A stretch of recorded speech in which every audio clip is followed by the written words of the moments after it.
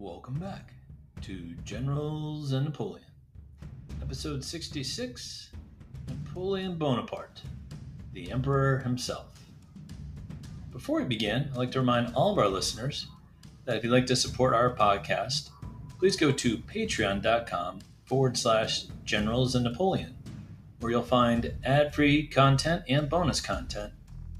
If you'd like to support our podcast in other ways, please follow us on Spotify, YouTube, Facebook, Instagram, and wherever podcasts are heard. Now, on with the show.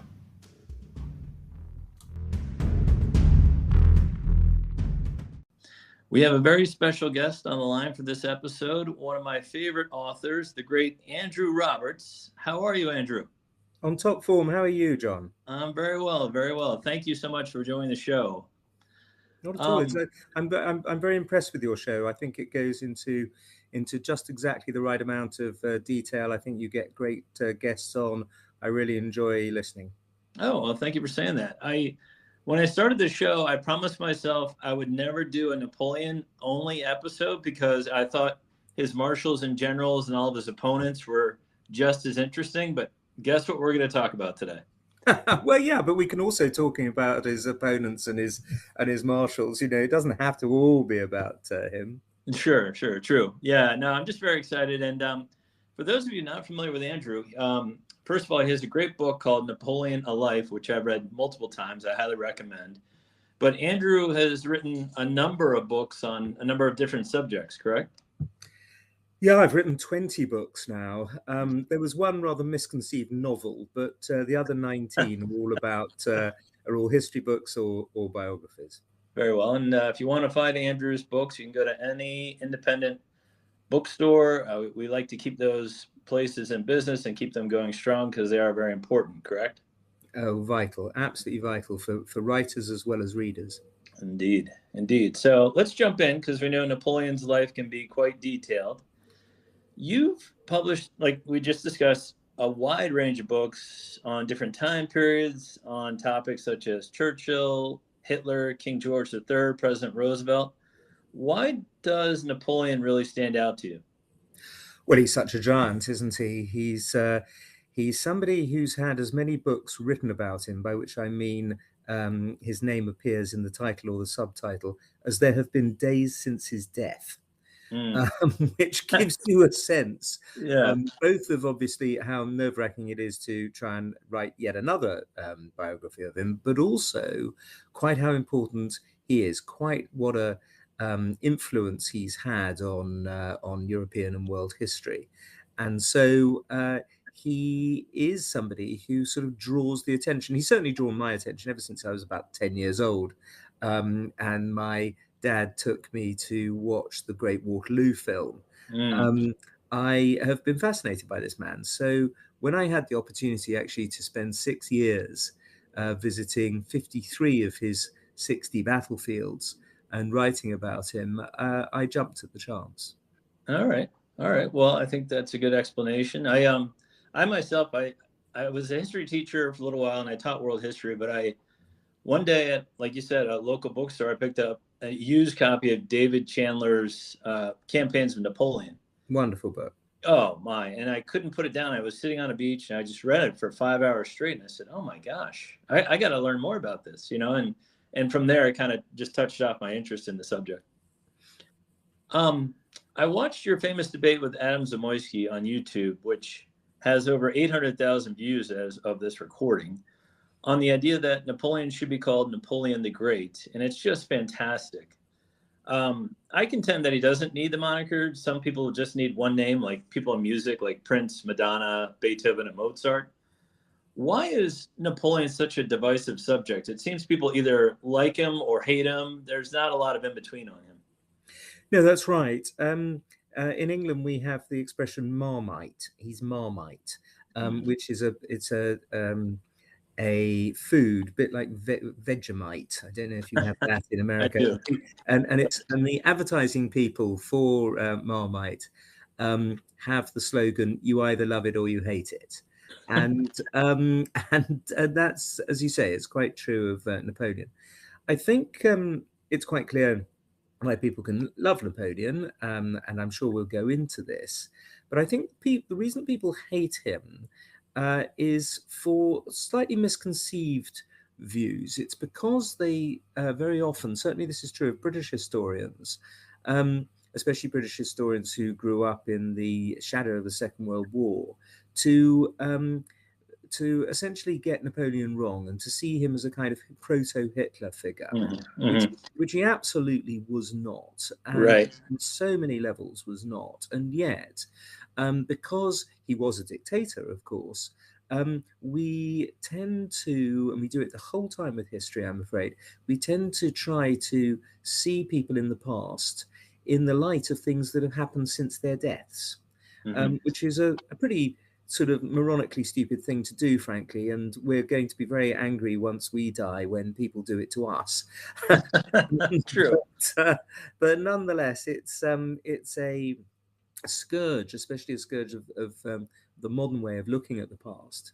And unfortunately, because of what Adolf Hitler did, um, Napoleon's great achievements have been sort of damaged, I think, in the light of subsequent events.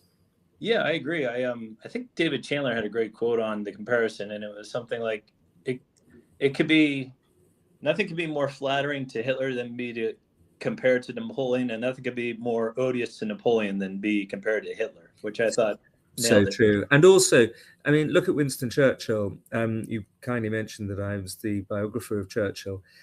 He called Napoleon the greatest man of action since Julius Caesar, Mm. and you know, and he absolutely hated Adolf Hitler, and certainly wouldn't have said anything positive about Napoleon if he thought that Napoleon and Hitler had anything in common. In fact, one of the speeches he made during the Second World War explicitly rejected the idea that Napoleon and Hitler had anything in common.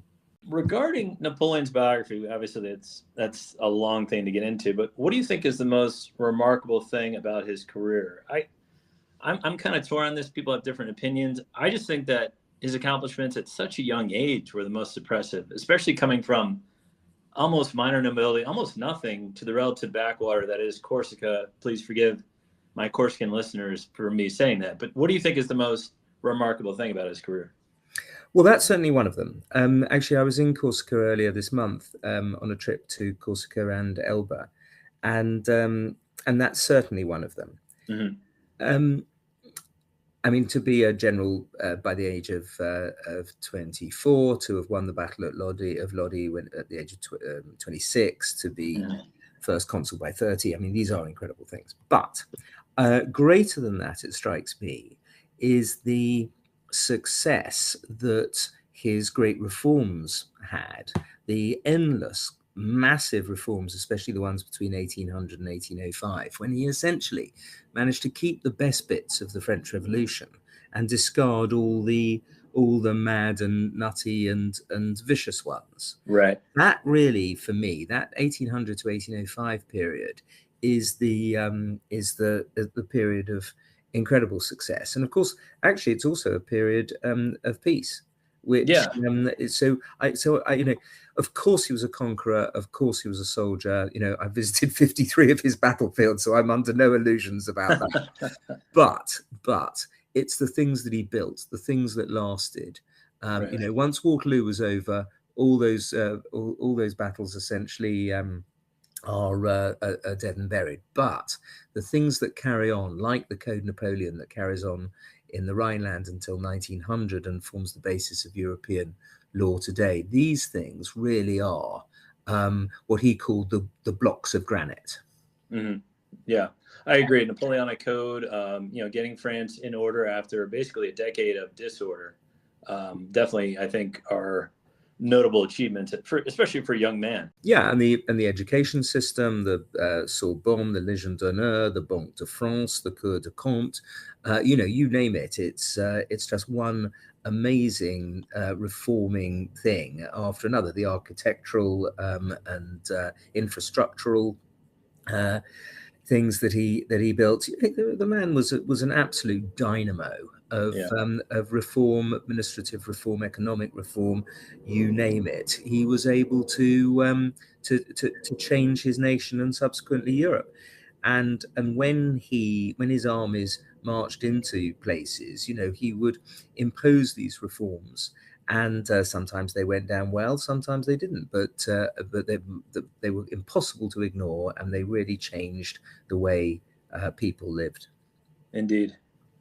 Well, let's touch on his wife, Josephine. And this is a kind of a broad question. Do you think she helped him or hindered him? I know she spent his money lavishly and she had several affairs, as did he, but we also must remember that his empire did go into decline after their divorce. And I think she taught him how to act in royal circles and how to deal with other dignitaries. What is your feeling on Josephine? Very positive. I think she's a great woman. I think that I agree with everything you say, but I'd also add that she had a wonderful cultural influence on France. Quite beyond the sort of philanthropy and all the other things that royals did in those days. She had a wonderful taste. Mm-hmm. For paintings and porcelain and furniture and the Empire style and fashion and so on. She really was able to give his reign that kind of cultural overview that sets it apart really from a lot of other contemporary reigns and also other French reigns. Mm-hmm. So she was. You only have to go to Malmaison, her beautiful home outside Paris, to appreciate that this was somebody who was redolent of style, and the Empire style, I think, is something that has lasted long after her sad death in 1814, and of course his. Yeah, indeed. That's a great answer. His family and members, same question could be asked. Did they help him or hinder him? Because clearly they weren't the best people, rather Machiavellian at times. Joseph, a failure as king of Spain. Jerome and Louis, not much better in their respective kingdoms. What do you think Napoleon should have done with these family members of his? He once joked at a dinner, one of his many jokes. This is one of the reasons that he's nothing like Adolf Hitler. One of the many reasons is that he has a wonderful sense of humor. There are Mm. about 80 Napoleon jokes in my book, and one of the I think one of the great gags he came out with was when he was having dinner with his family, and they were all arguing over which one should have which duchy, and which hereditary bishopric, and all that kind of business. And he shrugged, and at the height of the argument, he said, "Anyone would think that we were arguing over the bequest of our late father, the king." He recognized, even though they didn't, Yeah.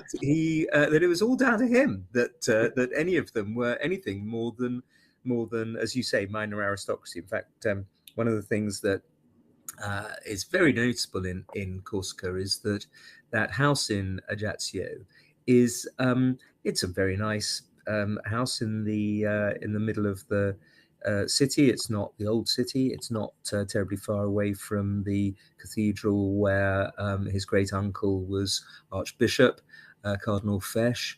But it's not a genuine aristocratic house, especially as, of course, it's had an extra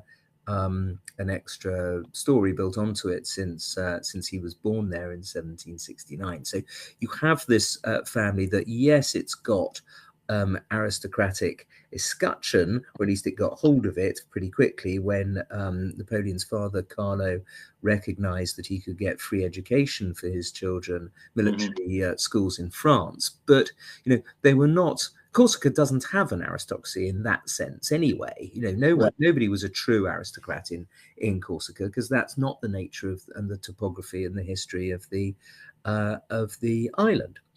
Plus, of course, it wasn't French until the year before Napoleon was born. Right. This family didn't have any natural right to be, as you mentioned, king of Spain, king of Holland, king of Westphalia, and so on. Right. And let alone the sisters having their own duchies and the rest of it. So it's so they only really would be able to be helpful and useful if they were extremely good at running their own countries, which Hmm. they were not. Hmm. Not necessarily all the way down their fault. Louis actually essentially sympathized with the Dutch too much to be Hmm. able to be a good satellite king, which was the whole point of him. Joseph was fighting against an insurgency that started from 1808 pretty much onwards, and so that was always going to be difficult. Um, but Caroline and Murat in Naples turn against him. There's no support there. Lucien turns against him much earlier on than that and goes off to live in Rome. Is totally unhelpful to Napoleon. And although I'm sure she gave good sort of life advice, Madame Mère isn't really a major player. And so it's difficult, even at the Battle of Waterloo, where Jerome is in charge of trying to, or at least 50% in charge of trying to take Hougoumont. Even there, he lets his brother down. So it's hard to point Right. from the referendum, the referendum immediately after the Brumaire coup onwards, where Lucien is at least useful as interior minister, Right. really where that family actually helps Napoleon. Yeah. And so, wouldn't it have been better, far better, to have instead appointed in each of these places? Sorry, can I just butt in myself one thought there? Yep. Eugene wasn't bad as Viceroy of Italy, in fact. True. True. Eugene Beauharnais was not a bad Viceroy of Italy. So let's take Eugene and Hortense out of this, not Yep. least because they're not siblings, of course, of Napoleon's or blood relatives of Napoleon's. But Correct. with regard to the blood relatives, wouldn't it have been better instead to have appointed the most talented administrators in each of the places, like Westphalia or Holland or Spain or wherever, and try to govern through them instead? Yeah. Yeah. Or just give them a small duchy or burg, like a small city to live in, or to give these people who have no experience being king or queen a kingdom was rather ridiculous. But It was, but he wanted to be the Rudolph of his own dynasty, as he said. right. He wanted to start the dynasty. He recognised that all dynasties start somewhere. With the Habsburgs, it started with Rudolph, and he wanted to be the Rudolph. But the True. thing is that it shouldn't have. It should have been his offspring rather than his siblings who were Right. given this thing. Because I mean, it's a bit like lightning striking. That kind of genius hits Napoleon, but it doesn't. It's not a bolt of lightning that also lightens up everything else around him. Yeah. Yeah. I've often said that, just because I sit next to a genius or take a class with a genius doesn't make me a genius. Yeah, It's, there's no osmosis yeah. in families for genius. And we'll come back to that point here in just a minute. Regarding Napoleon's military acumen, which beyond comparison, why do you think he and his armies ran circles around the other armies in Europe for, gosh, a good decade? Different reasons in different when fighting against different enemies. I think he was helped enormously by the Austrians' choice of generals. Yeah. They, especially in the Italian campaign, 1796 to 98 Italian campaign, he was able to run rings around these people because he was 26 and they were in their 70s. A lot Right. of them, they were veterans of the 7 Years' War, and so that was going to give him a head start anyway. Then Mm-hmm. there was the revolutionary zeal, the whole idea that they were imparting to Europe a new set of values and principles that were going to really radically alter the whole way of life, and you Yeah. get that very much through the concept of meritocracy. When the French Revolution took place, up until that point, your place in the world, in society, was very much governed by who your father and grandfather had Correct.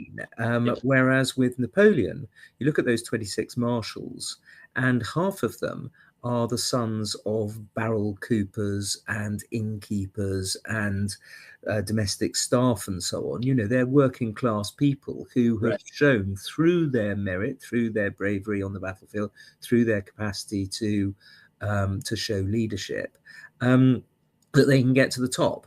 And that again is something that that you didn't have in previous wars, was extremely useful. Hmm. The actual kit that and equipment that Napoleon had at his to use wasn't that much different actually from what the French and Austrians and Prussians and Russians and British had been using, for some time. Hmm. The muskets and the cannon and so on. But the Right. way in which it was organized, partly by Napoleon, partly because of the books that he read on military structures, the introduction of the corps system was absolutely vital. And then, Yes. of course, he did have some absolute geniuses like Alexandre Berthier, his chief of staff, Hmm. who just knew how to do staff work in a way that was frankly much, much better than any of the other generals that they were up against. So there you are. There's 5 reasons. I could probably, if I scratch my head, come up with another 5 to explain what gave him that sort of special advantage. The drawback, of course, is that by 1812 or so, the other countries had been studying Napoleon for long enough to adopt their own core system, for Hmm. example, and actually learn from Napoleon. Agreed. Oh, sorry. Can I add one other thing that's very important? Please. Apologies for butting in, but the other one, of course, is the levée en masse Mm. of the revolutionary period of the early 1790s. Essentially, gave armies to France that were far bigger than armies they'd had before, and also armies that they were likely to face. Now, that side of things is over by 1812. The other countries have instituted their own levée en masse by then, apart from Britain, and so that competitive advantage that they had was that sort of differential had gone by 1812. Okay. Agreed with that one as well. Going back to my other point about generals and marshals, some of them had natural talent, some did not. I think Napoleon gets blamed unfairly for not teaching his marshals his style of warfare, but I've also pointed out that Beethoven or Mozart could give piano lessons to 1,000 students, but that doesn't mean any one of these 1,000 will turn into a legendary composer. Do you think too much of the French army's success is attributed to Napoleon? Like, are the marshals and generals just scapegoats when things go wrong, or do you think some of these guys had talent as well? Oh, I think a lot of them had very impressive talent. I really Mm. do. I mean, like I'm sure the majority of your guests.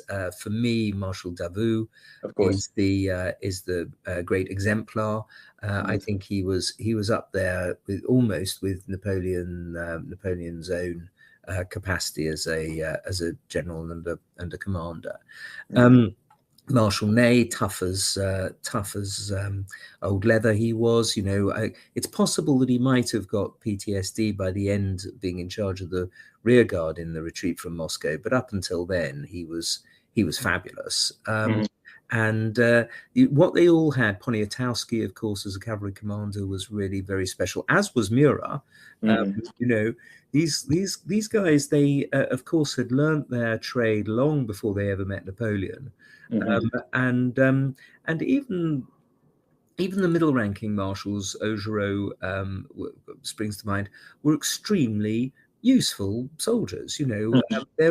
There are a few get beaten in Spain, but that's largely because they're up against Wellington, who was himself, a great captain of the era. And Yeah. if you're going to have a battle between Marmont, or even Massena and Wellington's going to come off best, and did. But that doesn't really detract from the qualities of Marmont and Massena, in my view. So one of Napoleon's great capacities was this choice of his capacity to choose extremely good soldiers. I mean, they Mhm. weren't always politically trustworthy. Bernadotte, of course, being a classic example of that.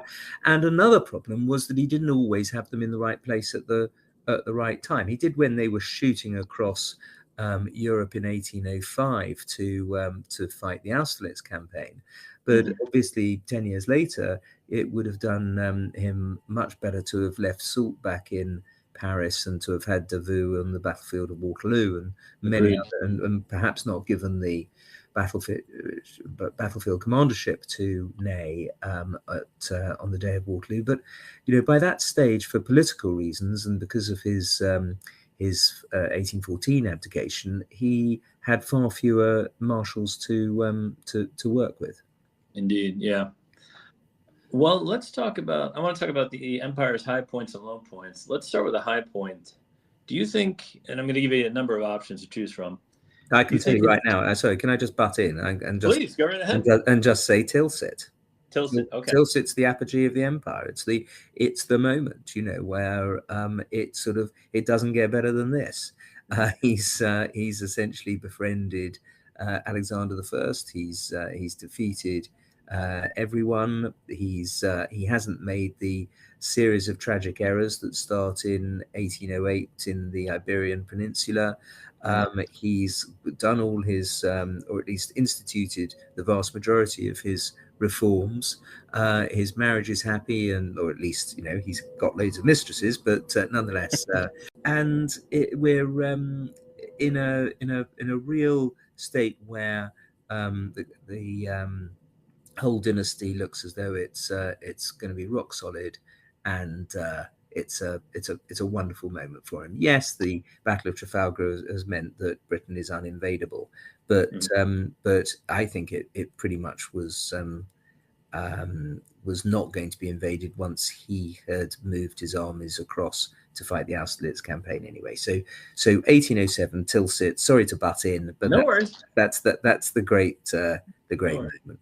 Just for my audience, my other options were Austerlitz in 1805, or the birth of his son in 1811, because that somewhat solidified his heir to the empire and that kind of thing, which is why he divorced Josephine in the first place. So yeah, I agree with you, Tilsit.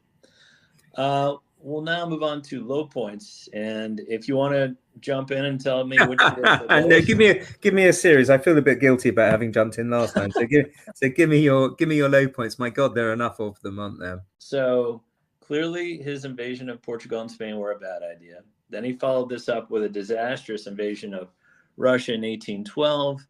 His major loss at Leipzig in 1813 was also devastating. His continental system was not well thought out. What do you think the low point was? I think it was October 1812 at the Battle of Malo-Yaroslavets, where he is stopped from pursuing the Russian army.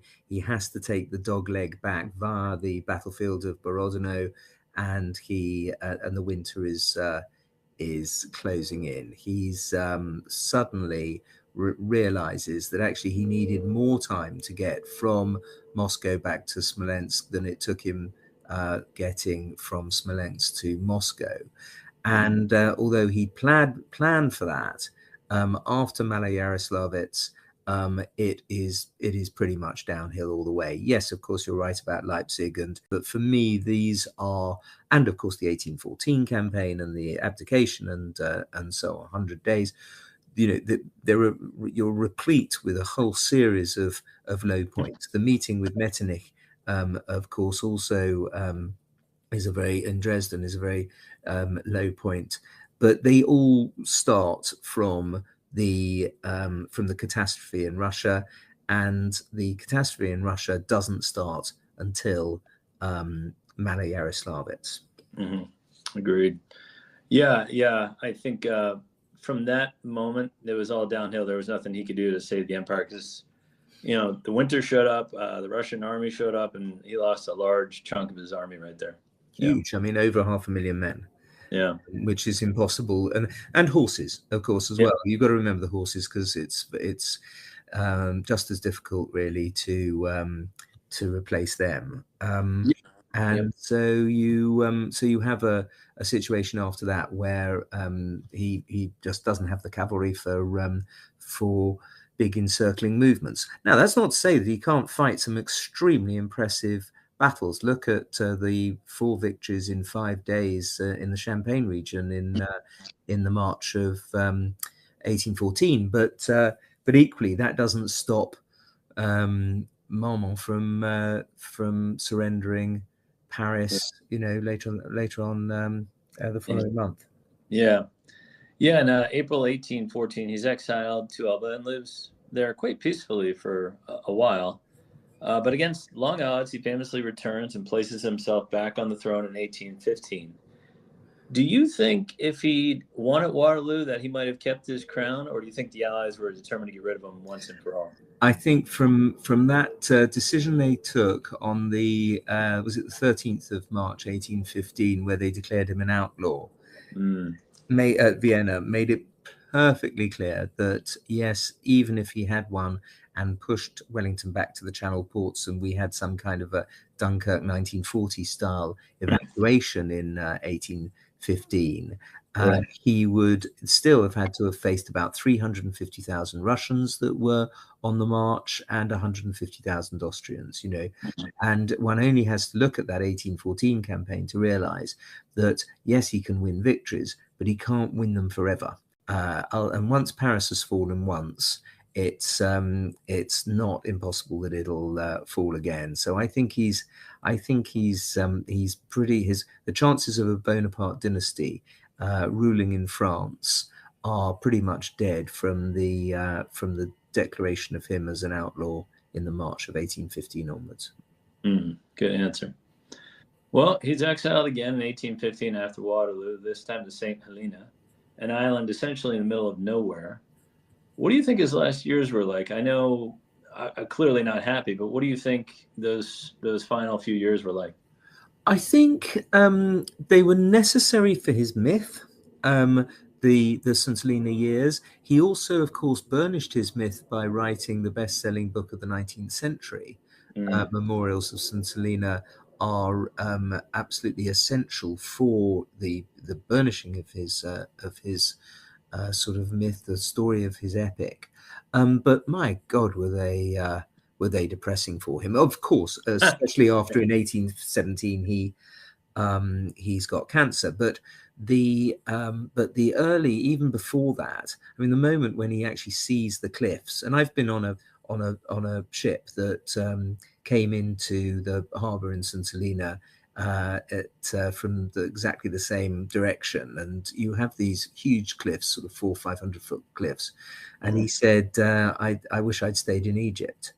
And I can totally understand. When you go there, I can tell you can totally understand why, because it's an island about 8 miles by 10. There are 3,000 people who live on it now, 2,000 of which have left the island, but there are 1,000 people who have never left the island. So, from being master of Europe, you're then interned on this tiny little island, which, as you say, is in the middle of nowhere. I mean, it would have saved a lot of trouble and indeed 100,000 lives if he'd been put on St. Helena rather than Elba in 1814. But that wasn't the deal. There was a straightforward deal done with the Allies, and that wasn't the deal. Equally, if he'd fallen into the hands of the Prussians, there's no saying whether they wouldn't have just hanged him in 1815. So you need the St. Helena option, really, if you're going to retain a kind of civilized way of dealing with him, unless you think he's Hitler and a war criminal, in which case, obviously, he deserved to be hanged. But when you go to St. Helena, you very quickly, I don't want to be rude to anyone in St. Helena who might be listening to this, but you very quickly do recognize why it was destructive of Napoleon's soul to have to spend 5.5 years there. Yeah, and he probably, I would imagine, reflected on his mistakes or where he went wrong, whether it was Marmont or Bernadotte or invading Russia, or to have 6 years to sit and reflect on how you had everything and now you have nothing. That must have been very destructive to his soul as well.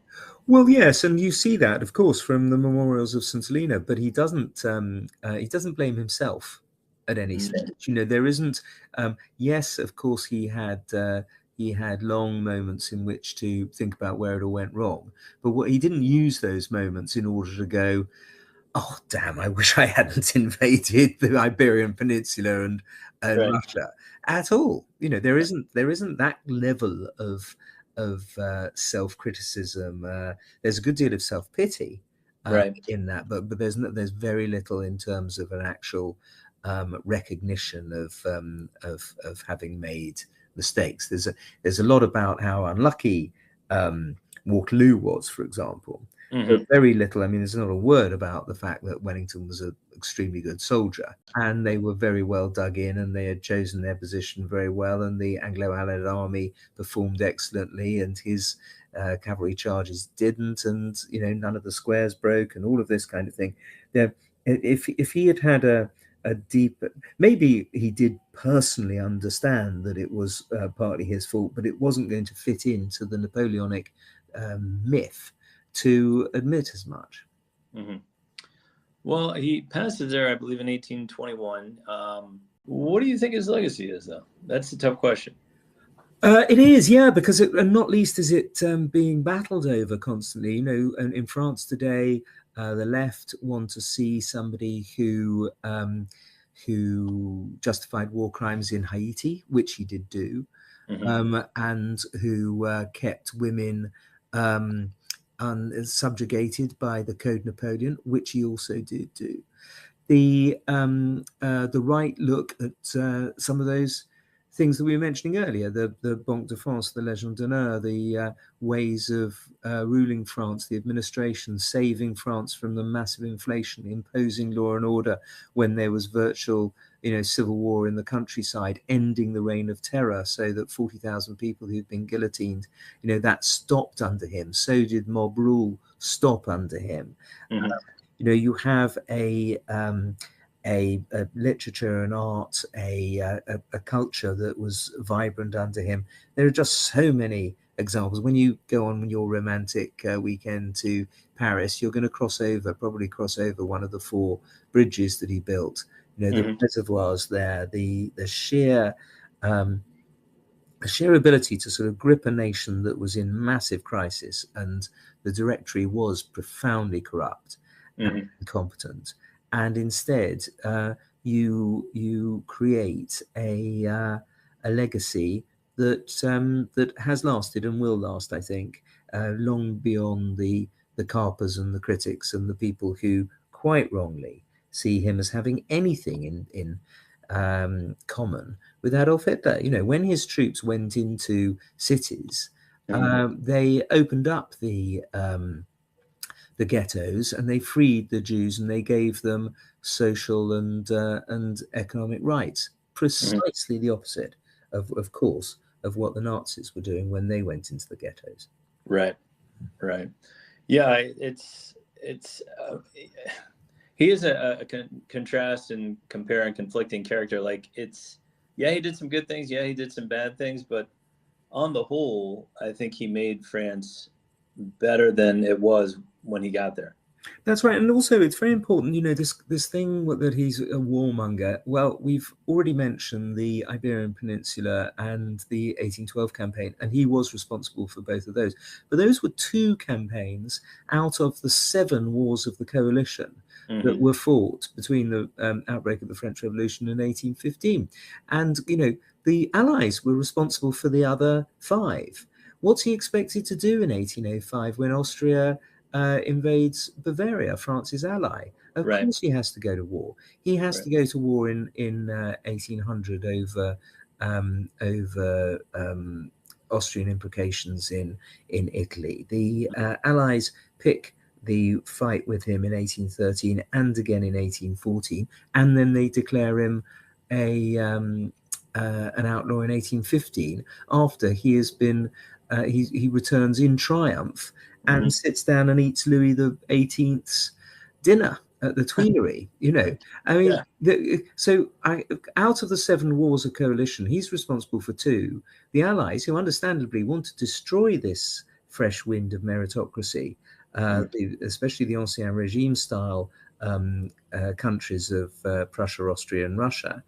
And so let's get all of this into proportion about this so-called warmonger. When he invaded Russia in 1812, he had an army twice the size of the Russian army, but he only wanted to go about 50 miles into Russia. He only wanted to have a sort of 3-week campaign. The idea that he was actually ever going to wind up in Moscow was, he'd have considered that ludicrous in June 1812. But it was a brilliant strategy of the Russians to essentially lure him in to destroy half their country, half the European part of their country. High risk, but it worked, of course, ultimately. But you see, it doesn't mean that Napoleon had some kind of a Napoleon complex. There is such a thing as a Napoleon complex. It's just that Napoleon didn't have it. He'd beaten the Russians twice before, and he reckoned he could again. So the idea that he'd suddenly gone mad in 1812, I think, is ridiculous. Yeah, I agree.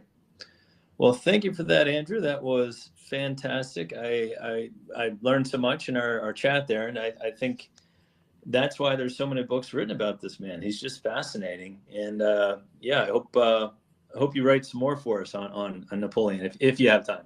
Just before I go, can I tell you another Napoleon gag that I just remembered? This is one of my favorite Napoleon jokes, which is when the Cardinal Archbishop of Rheims writes to him an incredibly sucky-uppy, oleaginous letter about the coronation, saying how wonderful Napoleon is about everything and so on.